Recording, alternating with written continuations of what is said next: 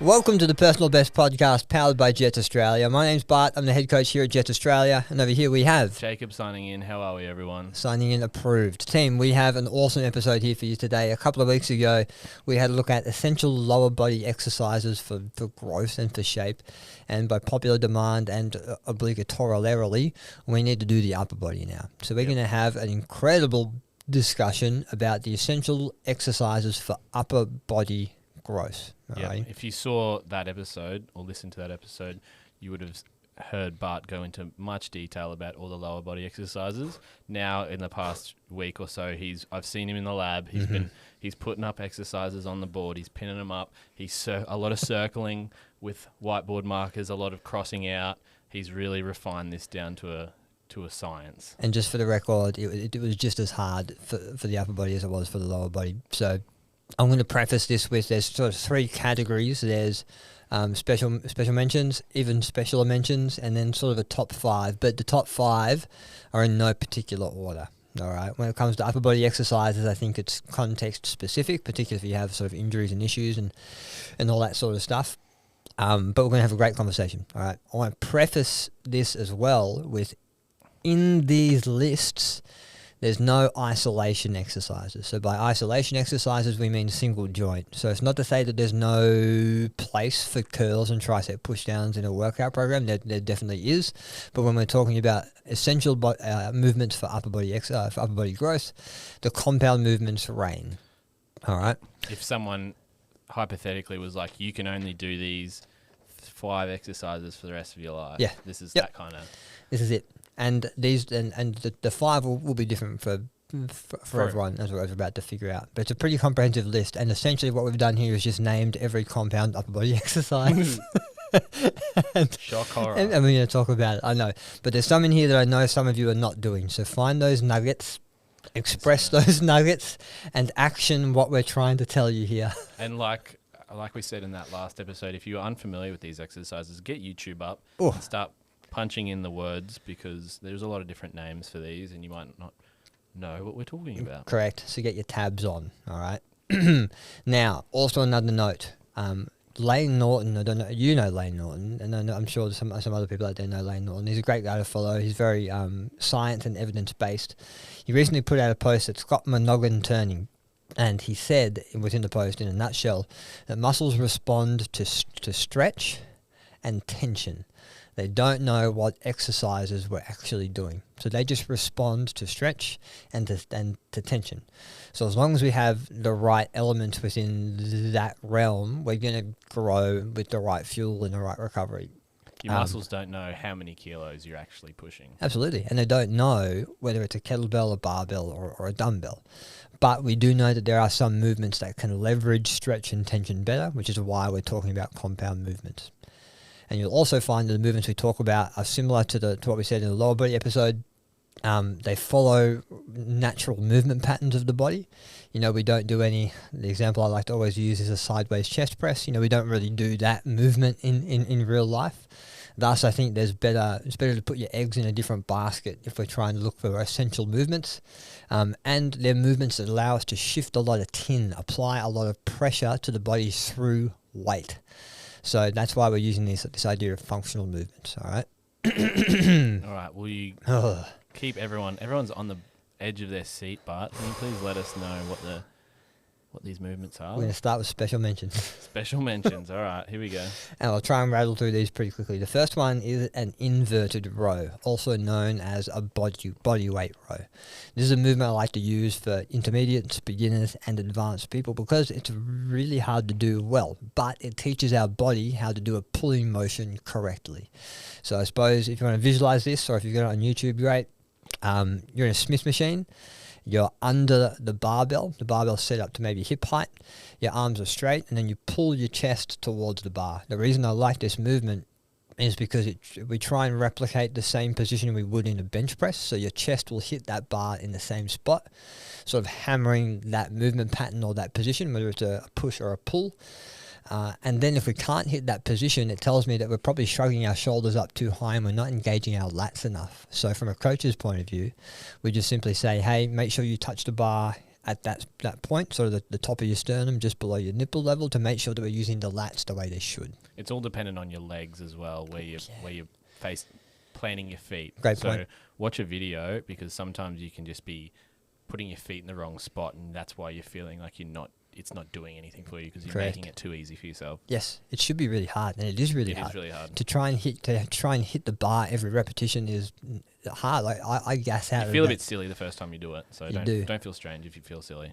But it's awesome. And as Jacob said, that sort of where your feet are dictate how much leverage you're getting. So play around with that a little bit. Number two and three are your dumbbell shoulder press and your dumbbell chest press. These are pretty staple movements. You'll see them performed in gyms. Just do that every single day. The dumbbell shoulder press, just a quick note, I do prefer sitting upright. I don't like to use the incline bench as a support too much, just to encourage the stabilizers a bit more and hammer home this sort of vertical lockout position rather than a leaned back position. I do. That's probably my favorite exercise. I like to use the bench because it makes me feel better that I can lift heavier. You lift heavier, absolutely. Yep. So each to their own. There's an exercise. if you But like, you need to try both. you need to, and that's the thing. It's never this or that. It's always this and that at different times. It's good for your ego, maybe not good for your stabilizers. Nailed it, mate. There is an exercise here that you'll like in a bit. In fact, we might do a little bit of a test on you a bit later. Maybe on Wednesday when we're at Baringa. Okay. Number 4 is full range of motion push-ups. Push-ups, absolutely staple movement, but if you've been lifting weights for a little while and you still can't perform a relative amount of chest to floor to full extension push-ups, we're probably not in the most advantageous position for chest development. So the reason why we put full range of motion is because we're expressing as much tension as we can across the chest at the bottom of that push-up.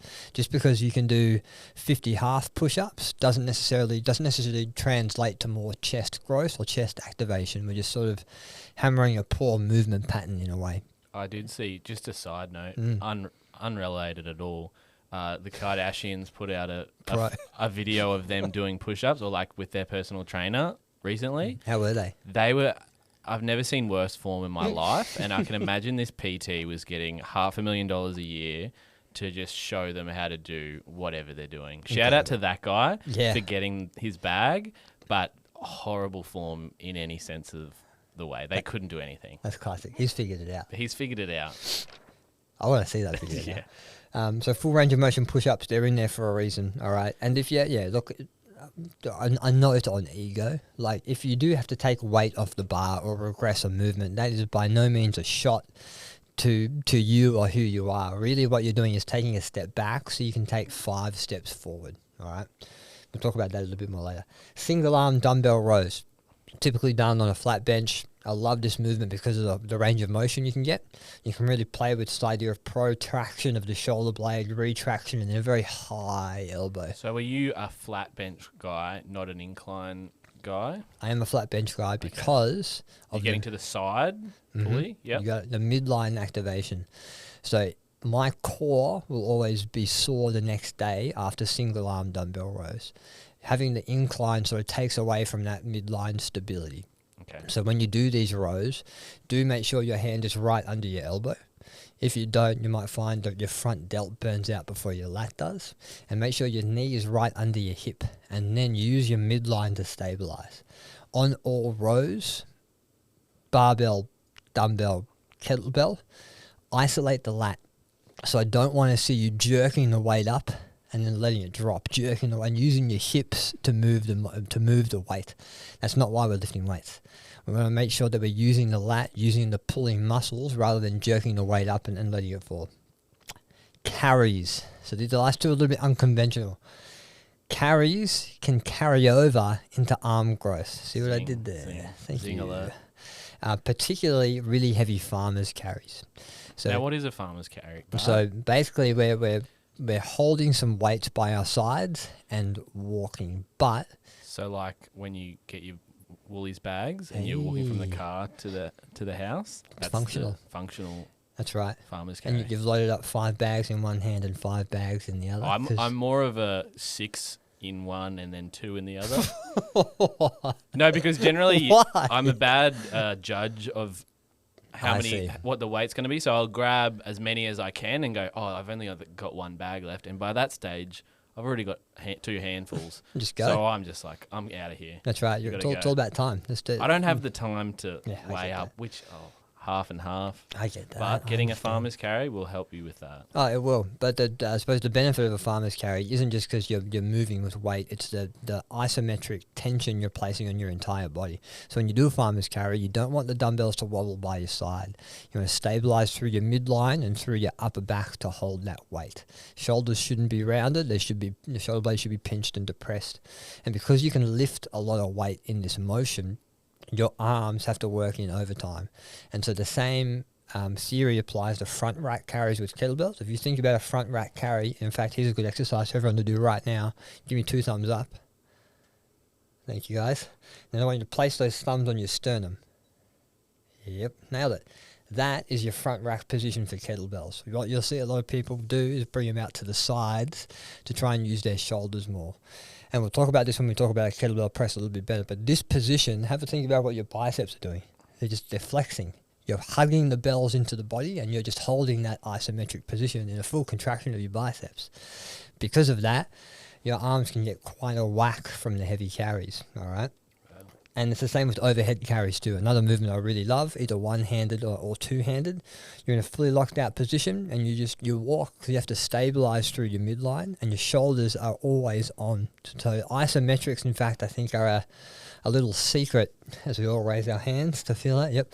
Isometrics are a secret weapon that we're not using very much in gyms anymore. Holding your position and creating tension. There's some awesome studies around it, and carries sort of manifest that in a bit more of a sexy way, you know. And then finally, snatch grip high pulls, because I'm on a snatch grip tear at the moment. Snatch grip deadlift, snatch grip high pulls. We talked about that last week. Yep. Really good for your shoulders just because it's a different position for you to stabilize in. Those are your special mentions. That's your special mentions. Ooh, we're just getting started. Take Here a we break, go. everyone. Grab a cup of tea. Limber up. We're going to move into even specialer mentions. Wow. Dips. Now, these ones could be in the top 5 for some people, all right? So typical dips where you've got your dip attachment on the bar, or you're using an assisted pull-up machine, which can be an assisted dip machine, which Jacob really loves. I dare not. We'll get into that. I'll ask you a question in a second, mate. So a really good movement if done correctly, all right? If we have poor shoulder mobility or we're doing half reps, that's where some of the benefit can be taken away from. If we've got healthy shoulders and we're getting a full range of motion, our shoulders are staying away from our ears and our dips, people have akin the dip to the squat of the upper body. A very strong and very good movement. If you think about it, it makes sense. Squat of the upper body. Okay. Absolutely. Awesome movement. All right, that's why it's in the even special mentions. The push press. Now, this is something that I'd love to see a bit more in our gym. So think of a military press or a barbell press overhead standing. We just dip our knees and propel the hips up to get that bar off the shoulders and then finish our press overhead. So we're using the hips to get the bar over the head. The reason why I like this is because we can lift more weight in your push press than you can with your strict press. And simply adding that weight overhead, particularly if you add in a little pause at the top and then you catch your bar on your front rack and you move straight back into the next push press, it means you can shift more tin, apply a bit more tension, and if done correctly, can add a lot of mass to the shoulders. Great. Oh, I think this one... Getting special. This one, I love all of these. The ring dip and ring push-ups, I put these together. For the acrobat. Yeah, the Olympic rings, which you may see in some gyms, or if you don't have Olympic rings, the TRX will do the job as well. But setting the rings up to about chest level and then doing your dips on the rings applies a very special tension to the shoulders and to the chest. To get full lockout is really hard, so it requires a little bit of shoulder mobility, but gives you a pump like nothing else. And the ring push-up I really like as well, because for you to do a full depth ring push-up where your biceps hit the top of the rings, you have to be in a good push-up position. If you're not, your shoulders are going to hurt and you won't find your range. So it forces you into the right position. And you kind of have to find the right pressure point on those rings as well with your wrists, which requires a bit of skill. But trust me, if you've got healthy shoulders and you're going in for a push day, try some ring dips or some ring push-ups and you can thank me for that pump later. Awesome movement, all right? kettlebell shoulder press. You'll love this one, Jacob. So we went through the front rack position of our kettlebells just then. We're learning something today. This is fun. Starting in this position and then pressing overhead with the kettlebell gives you arguably the biggest range of motion for a press that you can get. The mistake I see a lot is people having the kettlebells on their shoulders and then sort of doing these little half reps. It is hard to hold them together. You'll be getting some clinking at the top. You will. Be. Hey, and that's okay. That's fine. Clinking is okay. It's all right with a bit of clinking. That's right. But I suppose one thing the kettlebell forces us to do is to bring our elbow in. So on all pushing motions, you'll hear me say to cue a lot, and this is what my coach has taught me, pop the beach ball between your elbows. So we're pushing with this idea of internal rotation. We're going to be in a stronger position, creating a more perpendicular lever through our forearm. So with our kettlebells, we pop the beach ball and find our press, which really challenges our shoulder position. Massive range of motion with a little bit of a twist at the top, expressing the shoulder even more. Magic movement. And if we're ever at the beach, I'll know who to give the ball to because you'll be great at I'm that. popping that beach ball all day, baby. And two more here. Chin-ups. So we're talking supinated. I did some of these today, actually. Supinated with a pause at the top, preferably. Encourages the biceps a little bit more as well. So you'll get a bit more of a transfer over to your biceps. But if you add a weight to your chin-ups, if you're quite good at chin-ups, add a weight and that changes the exercise incredibly. Creates a lot of tension on those muscles. And there's one machine in this list, and it's the cable row. I really like the cable row. One of your favourites? It is one of my favourites because it's very simple, but it's also very easy to articulate the shoulders. And the one advantage cables sort of give us in comparison to free weights is an even strength curve. So if we think of a bicep curl, at the bottom it's the hardest, and then as soon as we sort of get to the middle or 90 degrees, it gets a bit easier, and then the top is pretty easy. When we use cables, it's hard the whole way. So it's a consistent strength curve, which is different to free weights. That's why I like now, using cables. Now, are you using a single arm? What attachment are you using for this? A bit of column A and a little bit of column B. Bit of everything. Bit of everything. So, because some attachments are better than others. They are. I like to start with hopefully unilateral, so two single hands at the same time, just so we can articulate the right amount of weight on both sides. But there is a case for a narrow grip or wider grip, provided that we're not using our hips too much. But a really good way to articulate a horizontal pull anyway. Hey, that's our even special mentions. That's a special mention, wow. And we've got a top five here. Top five, let's But go. before I do, Jacob, I sort of ask you a question. What's your, I know I do. Every person has an exercise that they do in the gym that they know they do the best, and you don't see anyone else doing this exercise. And you kind of think, why aren't you doing this? This is the best exercise ever. Look, well, do you have one of these exercises? I do have one of these, and I know why you brought this up because I mentioned this to Bart earlier, and he made fun of me for doing this because I'm the only one that does this, and I will prove to Bart when I show him in the gym why it's a good exercise. He currently thinks it's a bad exercise. Yeah, to be fair, I need you need to see it. I feel like I'm not Okay. portraying it right, talking about it. But what I like to do, I feel like I saw someone do this 7 or so years ago, and I did it, and I really liked it. And I'm the only person that I've ever seen do it as well. So I go at the assisted pull-up machine. Pull-up. Yep. I'll stand up there if it's a standing one, and I'll use that as use the seat as a tricep push down. You're on the floor. No, I'm hovering, I'm sitting. Like I stand, I get into like an L like this. I'll be probably at this height that I've already pushed the seat down. Yeah. And then I'm using it as a tricep push down. And it is, don't laugh at me until you try it and you do it how I do it. It's a great exercise. It's my exercise. I have a few hang-ups. Bart thinks he's all Mr. Know-it-all. I need to see it. Yeah, you need to see it. Now, So, wait, why do you... Are your feet on the floor? Yeah. Okay. My feet are on the floor. Yeah. I'm basically sitting how I am now.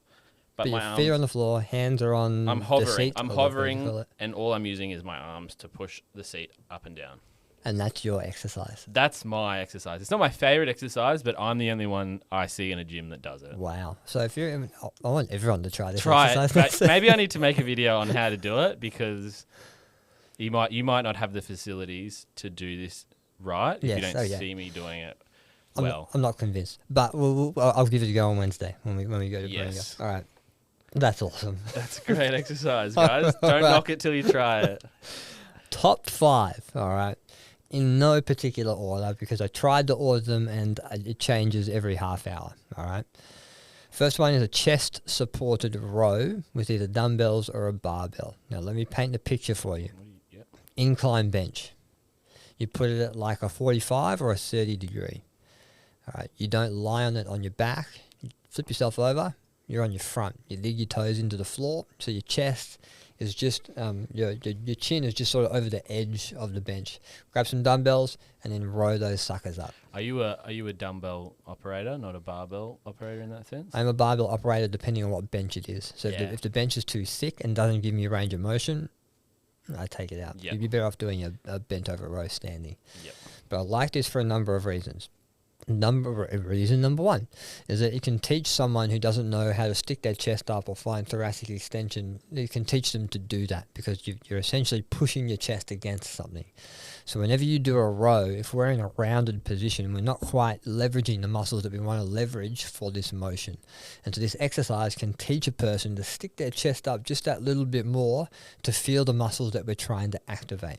Alrighty. And the range of motion, similar to the single arm dumbbell row. We have a big range of motion there, and you can move a lot of weight in this exercise, depending on sort of how high you can get your elbows. Word of, not warning. Here's a pro tip for you. Whenever you do a row, always think about rowing low. So whenever I do a dumbbell row, like this chest supported row, I want to try and get the end of the dumbbell to touch the bony part of my hip. So that way I'm using my lat and not my trap. What I see a lot is people rowing into their ribs with their shoulders shrugged. And if the shoulder's shrugging when we're doing a pull, it means our trap is being activated. So whenever we do a row, a bent over row, a dumbbell row on the bench, a single arm dumbbell row, row low to activate the lat. When you row, go low. You row, go low.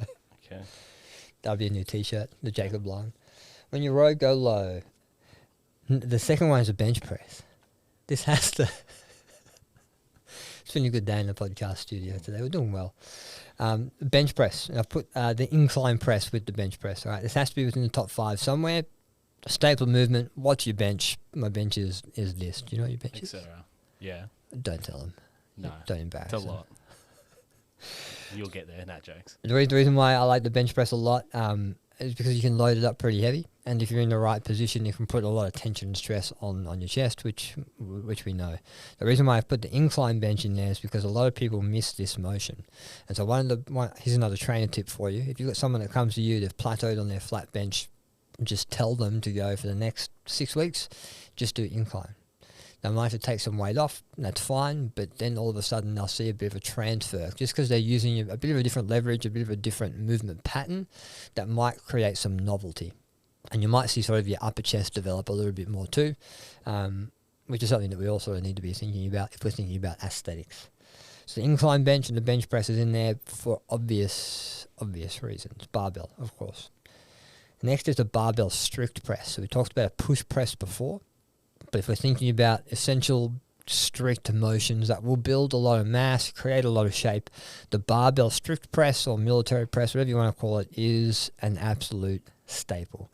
One thing I like about it is that you have to have certain midline stabilization to hit full lockout. So if you think about yourself with a barbell in your front rack, if we want to find a vertical bar path, we almost have to sort of stick our head out of the way Back. to find our push. Oh yeah, I can't wear a cap, a forward-facing cap those no. days that I'm doing that because you'll knock it off. You'll knock it off.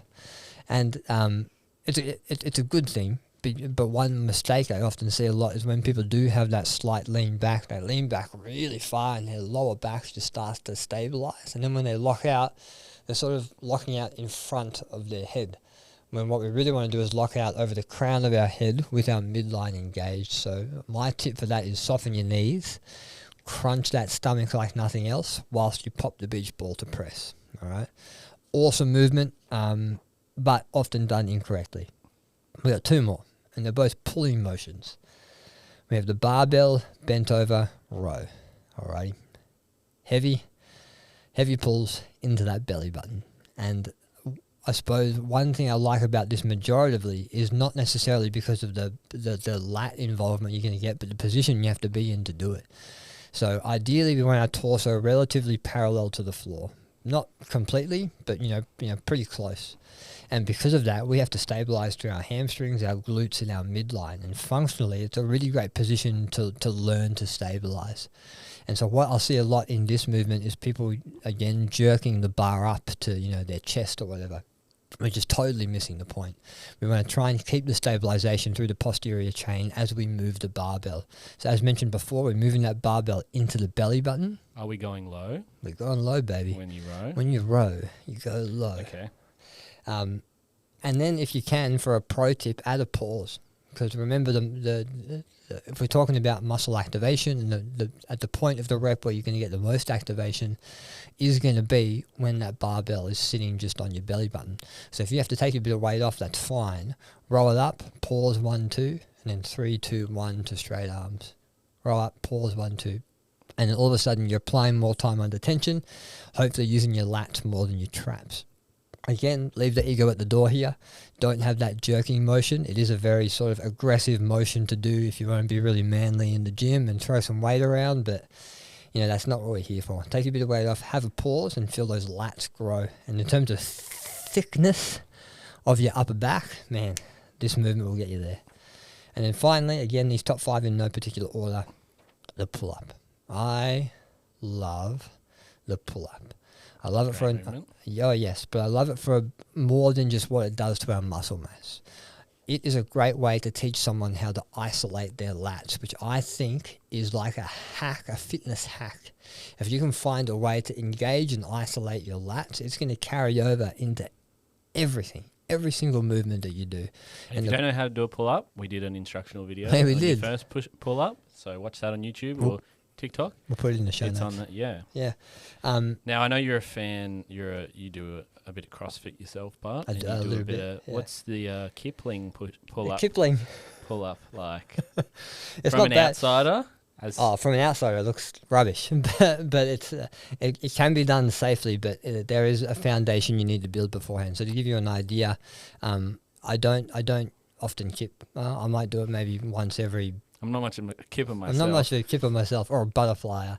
Most of the pull-ups I do are strict, and this is part of my coaching. My coach is really big on this, and it has a big carryover. The more strict pull-ups I do, that translates into more butterfly and kip pull-ups I can do. And it doesn't work the other way around. So there's a foundation you need to build to have that shoulder strength and that lat engagement to kip and butterfly safely. And unfortunately, what we see a lot in the CrossFit world is not that, and people just swinging on a bar and hurting themselves. But there's a safe way to do it, but there are prerequisites, and that prerequisite is mainly do strict pull-ups 90% of the time. And so I do. So when we're talking about pull-ups here, we're talking about strict pull-ups, but if you can get to a point where you can weight that pull-up, man, it's definitely a performance enhancer. You look cool doing it. Oh, you do look like a boss. Plus, there's a psychological benefit of you knowing that you can pull your body weight up over something. Because let's face it, at some point in our lives, we're going to be hanging from a cliff. Tom Cruise is going to be in a helicopter fighting someone. He won't have time to save us, so we will have to pull ourselves up over that cliff. And if we don't practice our pull-ups, we'll just be hanging there. Free solo. Yeah. Soloing. Yeah. Have you seen that movie? Yeah. Yeah, that's a scary sign. You want to be able to do that. That's terrifying. Yeah, well, it might be a goal a little bit further down the track. But so just to reiterate your top 5 here, you got your chest supported row, you got your bench press, your incline press, a barbell strict press, a barbell bent over row, and a pull-up. Again, look, this is different for everyone. This is sort of where I'm at the moment. But if there are some movements there that you're not doing, consider learning them, practicing them, and then beginning to load them up. Try it out. Try it out, son. And that is our Jacob list. Kettle is our special mentions, even special mentions, and top 5 essential upper body exercises for growth. Get it, put it on a poster, Yes. put it in your room, look at it every night, start training. Ooh, Thanks, Bart. that's okay.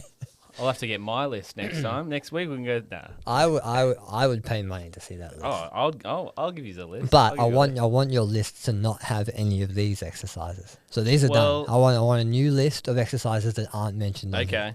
I'll try and think something up. It's All hard. right. You've mentioned a lot of the core exercises. I I'll be certainly going have. into a weird. We're going to a list. weird place. All right, thanks, Bart. That's all right. Should we get into some questions? Oh yeah, of course. Okay. Now, are the calories depicted on the treadmill accurate? This is great. This is a great question. And the answer is we will never know, because we'll never know exactly how many calories we're burning. Never know. You know, science might get to a point where there's a machine or something we put under our skin that tells us, but I doubt even that will It's be. an estimation. Oh, absolutely. And so is the algorithm on the treadmills. And you'll notice the algorithm on the treadmills is different to the algorithm on the ellipticals, to the rower, to the air bike. And basically, they're just using metrics that they know. So on a treadmill, they're using the speed of the treadmill, the incline of the treadmill, to give you a roundabout calorie burn. Even some of the same brands have completely different ones, because recently we did a Aurelian's workout, Bart's workout, and we had to do, say, 50 calories on an air bike or a rower, and there were specific rowers and air bikes that we knew were better than the other ones. I was timing myself that I would get one of those air bikes, because I knew there was a significant difference in the calories on the system. Correct. And so they're So all. you hack it. That's right. You're waiting. Always trying to find a shortcut. That's me.